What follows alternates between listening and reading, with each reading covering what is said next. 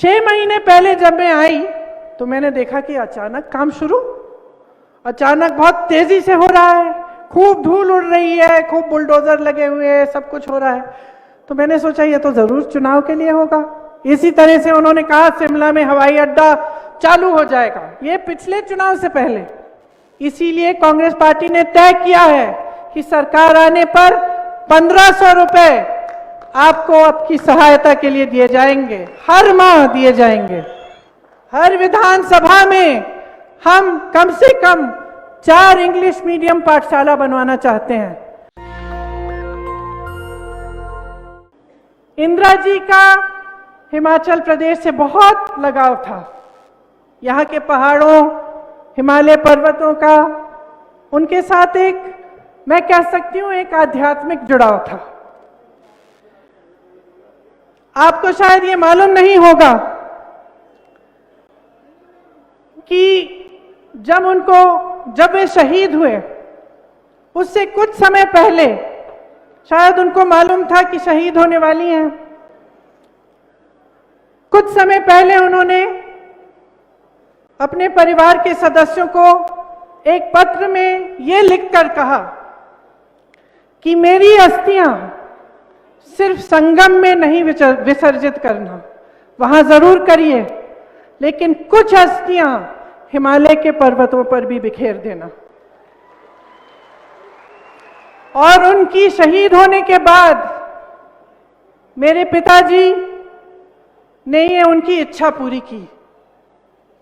तो ये जो हिमालय के पर्वत यहां से दिखते हैं, जब आपको इन पे बर्फ दिखती है तो उस बर्फ में घुली हुई इंदिरा जी की अस्थियां भी हैं। मैंने जब यहां घर बनाया शिमला में, शिमला के पास मशोबरा में, तो इसीलिए बनाया क्योंकि इंदिरा जी की एक छोटी सी निजी ख्वाहिश थी। उनका ये सपना था, उन्होंने हमें बहुत बार कहा कि जब मैं रिटायर होंगी तो मैं मशोबरा में एक घर बनाना चाहती हूँ और वहीं पे मैं रिटायर होंगी। लेकिन रिटायर होने से पहले ही वो शहीद हो गई। वो बताती थी कि 25 जनवरी 1971 में जब हिमाचल का प्रदेश बना, तब वो यहाँ आई आप सबसे बातचीत करने के लिए, तो भारी बर्फ पड़ी थी और बोलते बोलते सभा में भी, सभा के दौरान भी बर्फ पड़ रही थी, लेकिन ना आप हिले ना इंदिरा गांधी हिली। और उन्होंने हिमाचल को प्रदेश इसलिए बनाया क्योंकि वो आपके हुनर को, आपकी हिम्मत को, आपके हौसले को पहचानती थी। अक्सर कहती थी कि आपकी हिम्मत, आपका हौसला पहाड़ जैसा विशाल है। जब हिमाचल प्रदेश बना तो उन्होंने शुरुआत की, शिमला में आकर सभा में ऐलान किया कि यह प्रदेश बनेगा। बहुत लोगों ने आलोचना की, उसमें कई ऐसे नेता हैं जो भाजपा में भी हैं। उस समय बहुत आलोचना हुई कि यह प्रदेश बना तो दिया इन्होंने, ये चलेगा कैसे, पैसा कहां से आएगा, आगे कैसे बढ़ेगा ये प्रदेश। लेकिन इंदिरा जी पीछे नहीं हटी। वो इसलिए पीछे नहीं हटी क्योंकि वो आपके हौसले को, आपके हुनर को पहचानती थी, उसका सम्मान करती थी। उनको मालूम था कि ये प्रदेश आप चलाएंगे, कि इस प्रदेश को आप बनाएंगे। और उसी तरह से जो पहले मुख्यमंत्री जी वाई.एस. परमार जी थे, उन्होंने आपकी सहायता के साथ, आपके सहयोग के साथ ये प्रदेश बनाया। इस प्रदेश को किसने बनाया? सिर्फ किसी एक पार्टी ने नहीं, एक सरकार ने नहीं। इस प्रदेश को यहाँ के कर्मचारियों ने बनाया। इस प्रदेश को यहाँ के युवाओं ने अपनी मेहनत से बनाया। यहाँ की महिलाओं ने बनाया जो दिन रात काम करती हैं। इस प्रदेश को यहाँ के वीरों ने बनाया जो सीमा पर हमारी सुरक्षा करते हैं और यहाँ पर अपनी आमदनी भेजते हैं। ये प्रदेश आपका है। तो आज ये चुनावी सभा नहीं है, ये एक सोचने का समय है, मंथन करने का समय है कि ये प्रदेश जो आपने बनाया, आगे बढ़कर इसका क्या होगा। जिन लोगों की मेहनत के बल पर आज इस प्रदेश में एक इंफ्रास्ट्रक्चर है, हेल्थ केयर की कुछ सुविधाएं हैं, सड़कें बनी, विकास हुआ, ये आप सबने किया। अब आपके भविष्य को क्या होगा, ये समय है कि आप इसके बारे में सोचें। अगर आप देखें तो ये 5 साल जो बीते हैं, इसमें भाजपा की सरकार ने आपके लिए क्या किया। और मैं ये इसलिए नहीं कह रही हूं कि ये चुनाव है तो आलोचना करनी ही है, कि ये चुनाव है, हम इस तरफ है वो उस तरफ है तो हाँ उनकी बुराई करनी है। नहीं, मैं एक वास्तविकता आपको बताना चाहती हूं। कर्मचारियों को लीजिए, आपके प्रदेश में तकरीबन 2 लाख कर्मचारी हैं। आज कहां है? धरने पे बैठे हैं, महीनों से धरने पे बैठे हैं, सरकार का एक प्रतिनिधि नहीं आया। और धरने पे क्यों बैठे हैं? मैंने पूछा, अभी यहां आने से पहले मैं रुकी थी, उनसे बातचीत हुई। क्योंकि उनको पेंशन नहीं मिल रहा है। ये पेंशन किसने हटवाया? भाजपा की केंद्र सरकार ने हटवाया। जब पेंशन को, पुराने पेंशन को देने की बात होती है तो क्या जवाब मिलता है इनसे? कहते हैं पैसा ही नहीं है। आप सब ये कहते हैं इकोनॉमी खराब हो जाएगी, पैसा नहीं है हमारे पास। अच्छा, आपके पास कर्मचारियों के पेंशन के लिए पैसा नहीं है, लेकिन बड़े बड़े उद्योगपति मित्र जो हैं आपके, उनके लोन आप माफ कर देते हैं, उनको तमाम पीएसयू पकड़ा देते हैं, उनको कोल्ड स्टोरेज दिलवा देते हैं। सेब के दाम, फसल के दाम वो तय करेंगे, और जो मेहनत कर रहा है कर्मचारी, उसके लिए आपके पास न समय है और ना आपके पास पैसा है, और आप अपने मुंह से कहते हैं ये। तो मैं पूछना चाहती हूं कि इस प्रदेश के भविष्य का क्या होगा अगर एक ऐसी सरकार चलेगी जो कर्मचारी को नहीं मानती, उसका सम्मान नहीं करती, लेकिन सिर्फ अपने बड़े बड़े उद्योगपति मित्रों का सम्मान करती है। चलिए, कर्मचारियों की बात हुई, अब युवाओं की बात करते हैं। युवाओं की क्या हालात है यहां? 63,000 से ज्यादा सरकारी नौकरियां खाली पड़ी हुई हैं, पद खाली हैं, 5 सालों से खाली हैं, भरे नहीं जा रहे हैं। नौजवान बेरोजगार हैं, यहां पे बहुत सारे पढ़े लिखे नौजवान हैं। मैं जिससे मिलती हूं, बीए पास, एमए पास, नौकरी है, रोजगार है? नहीं है जी, यही जवाब मिलता है। तो जो अपने भविष्य के लिए एक नौजवान ये उम्मीद नहीं रख सकता, जो मेरी नौजवान बहनें पढ़ती हैं, लिखती हैं, आप सब उनको, उनकी परवरिश करते हैं, मेहनत से पढ़ाते हैं, लिखाते हैं, लेकिन वे उम्मीद ही नहीं कर सकते कि उनको नौकरी मिलेगी, तो कैसी सरकार है ये? न महिलाओं के लिए कुछ है, न युवाओं के लिए है, न कर्मचारियों के लिए है। बागबानों को देखिए, आज जैसे मैंने कहा, फसल के दाम, सेब के दाम, आप यहां पे टमाटर उगाते हैं, मशरूम उगाते हैं, इस सब के दाम बड़े बड़े उद्योगपति तय करेंगे। आपको अपने फसल का दाम नहीं मिलना चाहिए। इसी तरह से छोटे व्यापारियों को देखिए, छोटे व्यापारी से पूछिए, क्या आपकी तरक्की हुई है 5 सालों में? सब सर हिलाएंगे, तरक्की नहीं हुई। तरक्की इसलिए नहीं हुई क्योंकि जीएसटी लागू हुआ, कोरोना आया, कोरोना में सहायता नहीं हुई आपकी, लेकिन हां पीपीई पे घोटाला जरूर हुआ।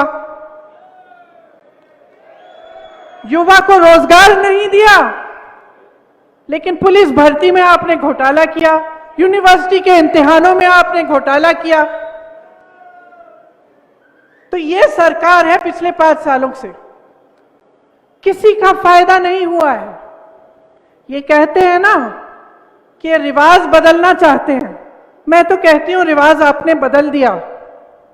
जो कांग्रेस की सरकार यहां थी, जो सरकारें थी, इतने समय से जो मुख्यमंत्री थे, चाहे वो वाई.एस. परमार जी हों, चाहे वो रामलाल ठाकुर जी हों, चाहे वो वीरभद्र सिंह जी हों, सबने वही इंदिरा जी का जो आध्यात्मिक रिश्ता है आपके साथ, जो दिल का रिश्ता है आपके साथ, वो रिश्ता निभाया, विकास कराया, शिक्षा के संस्थान बनाए, आपकी तरक्की के लिए काम किया। उस रिश्ते को इन्होंने, उस रिवाज को उन्होंने बदल डाला है। इंतजार मत करिए कि रिवाज बदलेगा। रिवाज ये 5 साल पहले बदल चुके हैं। और क्या किया इन्होंने? इन्होंने आपको देने के बजाय आपसे छीना। छोटे दुकानदारों पर जीएसटी डालकर कमाई छीनी। बागबानों पर इन्होंने तमाम ये मुश्किलें डालकर बड़े बड़े उद्योगपतियों के फायदे के लिए आपकी कमाई छीनी। ये छोड़िए, युवा उम्मीद रखता था कि भर्ती होगा आर्मी में, फोर्सेस में, और आज उन्होंने अग्निवीर ले आए। अब वो अग्निवीर ले आए। अगर आप अपनी फौजियों को, अपने जो देश के लिए शहीद होने के लिए तैयार हैं, उनको आप ठेके पे आप रखेंगे? 3-4 महीनों के, सालों के बाद बस खत्म बात। उनको पेंशन नहीं मिलेगा, उनको ठीक से सैलरी नहीं मिलेगी। सिर्फ लिया है आपसे, छीना है आपसे। अरे महिलाओं से मेरी बहनें बैठी हुई हैं, आपको तो गैस सिलेंडर कहते हैं कि दिया, 1000 रुपए का गैस सिलेंडर कौन खरीदेगा? वो भी आपसे छीन लिया है। युवाओं का भविष्य छीना है,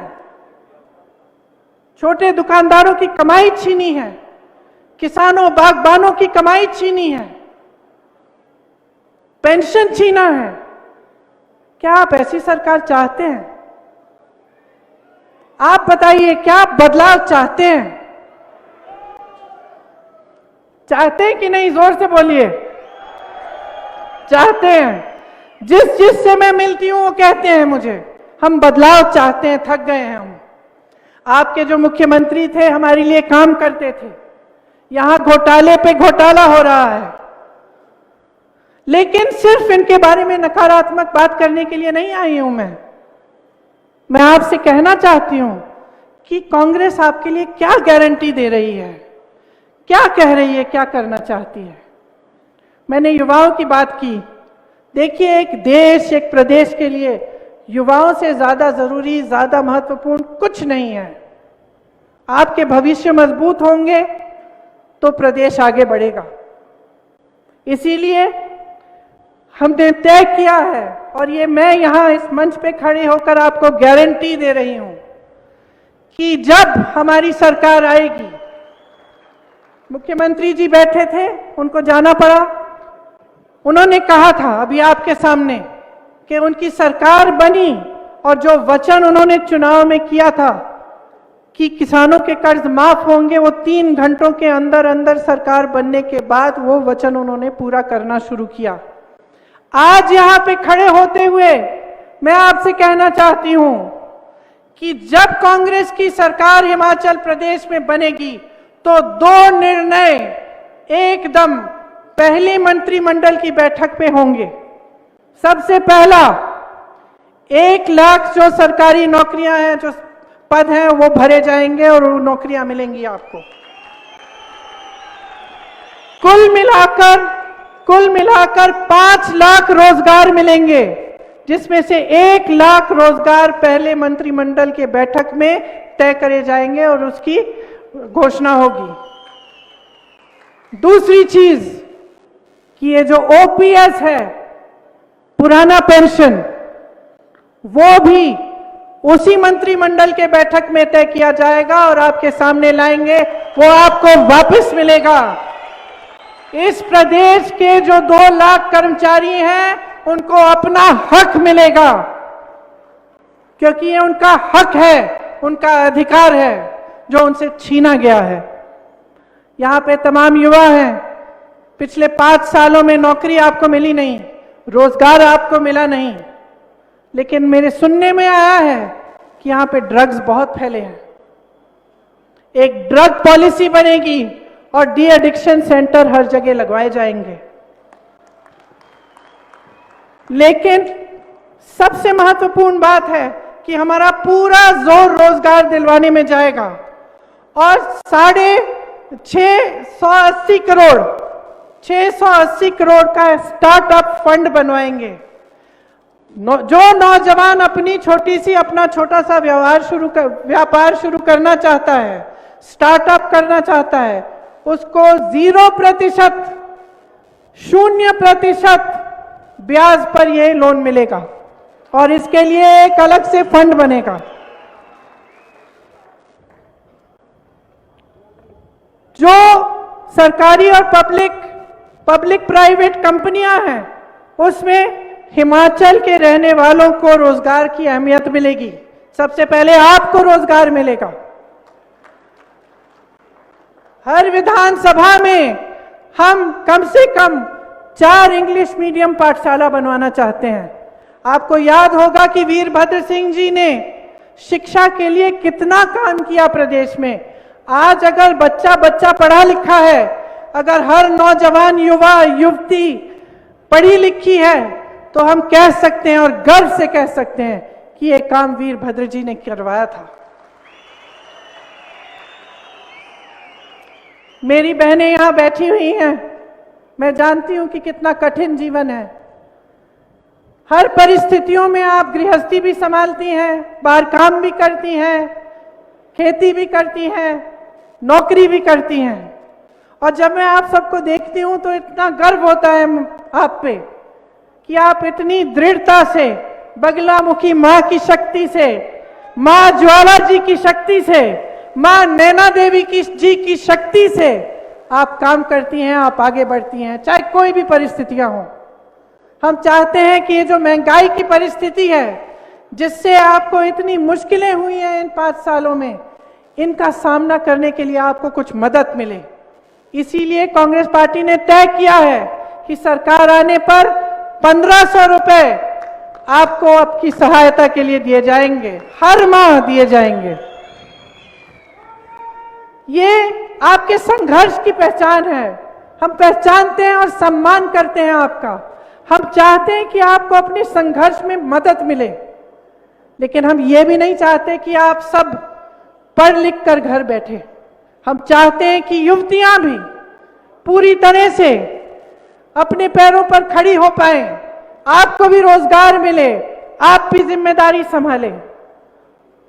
इसीलिए सरकारी रोजगार की बात जब होती है तो हम महिलाओं को भी इसमें हम मदद करना चाहते हैं। मैं जानती हूं कि तकरीबन हर जगह एक मोबाइल क्लिनिक है। ये स्वास्थ्य का काम भी कांग्रेस की सरकारों में शुरू हुआ था, लेकिन आज पिछले 5 सालों से ये हुआ है कि ये रेफरल सेंटर जैसे बन गए हैं। आज आप वहां पे अगर किसी चीज के लिए जाते हैं तो छोटी मोटी दवाइयां मिलती हैं, लेकिन ठीक से अगर कोई बड़ा इलाज करना हो या कोई बड़ी समस्या हो तो वहां पे इलाज नहीं होता।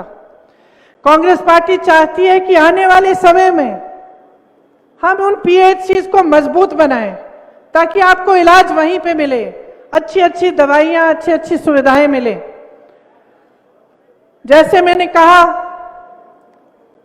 बागबानों को फसल का दाम, अपने सेबों का, मशरूम, टमाटर का दाम खुद तय करने का हक होना चाहिए। ये हक हम आपको देना चाहते हैं।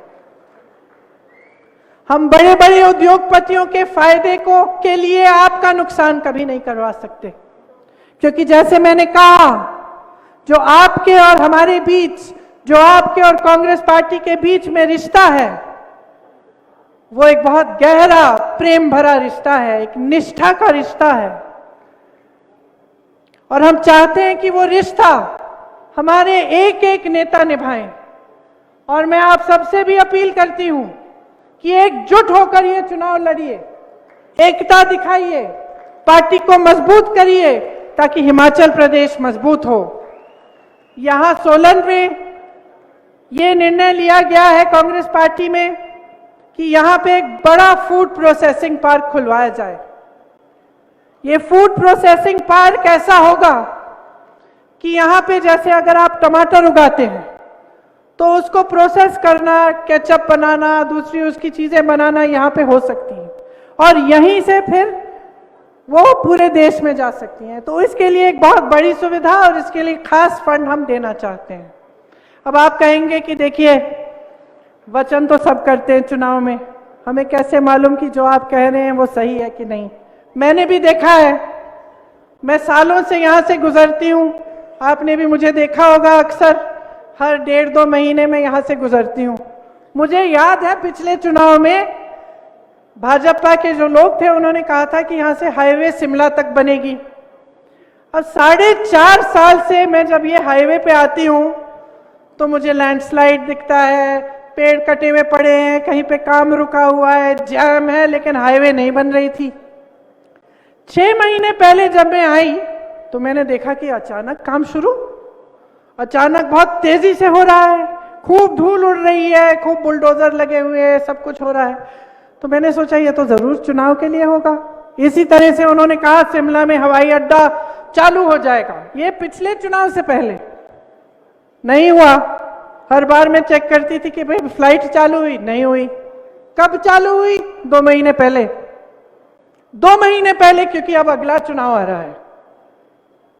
अब आप कहेंगे कि सारे नेता ऐसे ही करते हैं, आप में कौन सी खूबी है? मैं कहना चाहती हूं कि हमारी सरकारें देखिए, छत्तीसगढ़ के मुख्यमंत्री खड़े थे आपके सामने, क्या कहा उन्होंने? ओपीएस की बात की, राजस्थान में, छत्तीसगढ़ में और अब झारखंड में भी ओपीएस लागू हो चुका है। तो थोड़ा सा आप अपनी भी सोच इन बातों पर अगर आप ध्यान दें तो आपको पता चल जाएगा कि खोखली बातें कौन करता है और जो सचमुच आपके लिए काम करना चाहता है वो कौन है। कांग्रेस पार्टी को अगर आप देखें, वाईएस परमार जी को, वीरभद्र सिंह जी को, ठाकुर रामलाल जी को सेंट्रल यूनिवर्सिटी यहां किसने बनाई? आईआईटी एग्रीकल्चर यूनिवर्सिटी किसने दी? सोलन में हॉर्टिकल्चर यूनिवर्सिटी किसने बनाई? क्या इन लोगों ने बनाई? कौन सी यूनिवर्सिटी बनाई है इन्होंने? आप बताइए, सोच लीजिए। शिमला, कांगड़ा, नाहन, चंबा, मंडी में मेडिकल कॉलेज किसने बनाए? क्या इन्होंने बनाए? नहीं बनाए। क्या जो ये सब कराते हैं अपने बड़े बड़े उद्योगपतियों का फायदा करते हैं? ठीक है, फायदा करिए अपने मित्रों का, लेकिन उससे कुछ रोजगार तो बने। क्या एक भी रोजगार बना है? क्या इन बड़े बड़े उद्योगपतियों ने आपको एक भी रोजगार दिया है? लेकिन जो पीएसयू ये बेच रहे हैं उससे आपको रोजगार मिलता था ना। जो मेडिकल कॉलेज हैं वो आपका हुनर बढ़ाएंगे ना। शिक्षा के संस्थान हैं वो आपको आगे बढ़ाएंगे ना। उद्योग धंधे किसने बनाए यहाँ हिमाचल में? कांग्रेस ने आपका विकास किया, सच्चाई से किया। मैं ये नहीं कहती हूं कि सब कुछ अच्छा ही अच्छा किया, हो सकता है इसमें बीच में कुछ गड़बड़ भी हुई होगी, कई बार आप दुखी भी हुए होंगे, नाराज भी हुए होंगे हमारे नेताओं से, लेकिन नीयत साफ थी। गलतियां हो सकती हैं लेकिन नीयत साफ होनी चाहिए। तो आज इस मंच पे खड़े होकर मैं आपको कहना चाहती हूं कि भाजपा के नेताओं की नीयत देखी है आपने। चुनाव से पहले कुछ, चुनाव के बाद कुछ। चुनाव के समय उन बातों पर ध्यान आकर्षित करेंगे जिनसे आपके विकास का कोई मतलब नहीं है, उनकी राजनीति से जरूर मतलब है। चुनाव के बाद जो आपका हक है वो बड़े बड़े उद्योगपतियों को मिलता है, जो आपका हक है आपसे छीना जाता है, जो आपके अधिकार हैं वो आपको मिलते नहीं हैं। तो आप सोचिए कि आगे 5 सालों में आप क्या चाहते हैं। आप एक ऐसी सरकार चाहते हैं जिसने 63,200 करोड़ हिमाचल पर कर्ज ले लिया। आज हिमाचल प्रदेश कर्ज में है। इतने करोड़ों रुपए का कर्ज है। आपका पैसा, हिमाचल का पैसा, आपके रोजगार, आपके कारोबार, आपका विकास, आपके पेंशन, उसमें नहीं खर्च हुआ ये सब पैसा। तो कहां गया? आप पूछिए, सवाल उठाइए। ये हिमाचल का पैसा था, हिमाचल के लोगों का पैसा था। आपकी पहचान बनी थी, इस प्रदेश से बनी है। आप गर्व हैं इस देश के। यहां इतने फौजी हैं, इतने लोग हैं जो हमारी सरहद पे खड़े होते हैं, शहीद होते हैं हमारे लिए। हमें गर्व है आप सब पर। लेकिन आप सही सवाल करिए, जो भी नेता आपके सामने आए उससे सही सवाल करिए। पढ़ी लिखी जनता है, सब समझते हैं आज यह समय आ गया है बदलाव के लिए। इस बात को ठीक तरह से समझ लीजिए, वरना 5 साल और गुजर जाएंगे लेकिन आपका कोई लाभ नहीं होगा। ऐसे मुख्यमंत्री, ऐसे नेता जो कभी अपने घर से निकलते नहीं हैं, जो आपकी समस्याओं को ना समझना चाहते हैं ना सुलझाना चाहते हैं, इनका आपका कोई फायदा नहीं होगा। इनसे कोई काम नहीं है इनका आपके लिए। तो मैं फिर से कहना चाहती हूं कि जो रिश्ता कांग्रेस पार्टी के नेताओं का, जो मेरे परिवार के सदस्यों का आपके साथ रहा है, उसको निभाना जरूरी है। आप सबसे मैं कह रही हूं, और मैं आपसे कहना चाहती हूं जो जनता यहां बैठी है, कि उस रिश्ते को निभाने के लिए दो तरफ आपको भी निभाना पड़ेगा, हमें भी निभाना पड़ेगा। हम अपना इन्हें कर्तव्य का पालन करेंगे, आपके लिए जी जान एक करेंगे, आपके विकास के लिए काम करेंगे। आप जागरूक बन जाओ, हमारे लिए नहीं, सत्ता के लिए नहीं, अपने आप के लिए। जितने भी पढ़े लिखे नौजवान यहां हैं, आप समझ लो कि आपके भविष्य की बात है। अपने भविष्य को बहुत ही संजीदगी से लीजिए। आगे क्या चाहते हैं सोच समझकर अपना वोट दीजिए। आपने कहा कि 3 बजे ही शायद आचार संहिता लागू होने वाली है, चुनाव एकदम आ गया है। अब आप सबकी बातें सुनिए, उनका आकलन खुद करिए, सोच समझकर अपना वोट डालिए। आप कांग्रेस पार्टी को जिताएंगे तो ये प्रदेश आगे बढ़ेगा। आपको निष्ठावान नेता मिलेंगे, आपको ऐसे नेता मिलेंगे जो आपको सर्वोपरि रखेंगे। तो मेरी बातों पर आपने इतना ध्यान दिया, इसके लिए मैं बहुत बहुत धन्यवाद देती हूं। देवभूमि को प्रणाम करते हुए परिवर्तन की प्रतिज्ञा के साथ मैं ये अपना भाषण समाप्त करती हूं, और आप सबको बहुत बहुत शुभकामनाएं देना चाहती हूं, क्योंकि मैं जानती हूं कि आप सही निर्णय लेंगे, आप सही निर्णय लेंगे और आप यहां पे बदलाव फिर से लाएंगे। जय हिंद, जय हिमाचल, बहुत बहुत धन्यवाद। नेशनल दस्तक की आपसे गुजारिश है कि अगर इसको बचाना चाहते हैं तो नेशनल दस्तक को सब्सक्राइब करने के लिए रेड कलर के सब्सक्राइब बटन को दबाएं, फिर बेल आइकन की घंटी दबाएं। नेशनल दस्तक को बचाने के लिए बहुत जरूरी है कि हर खबर को शेयर करें, लाइक करें, कमेंट जरूर करें।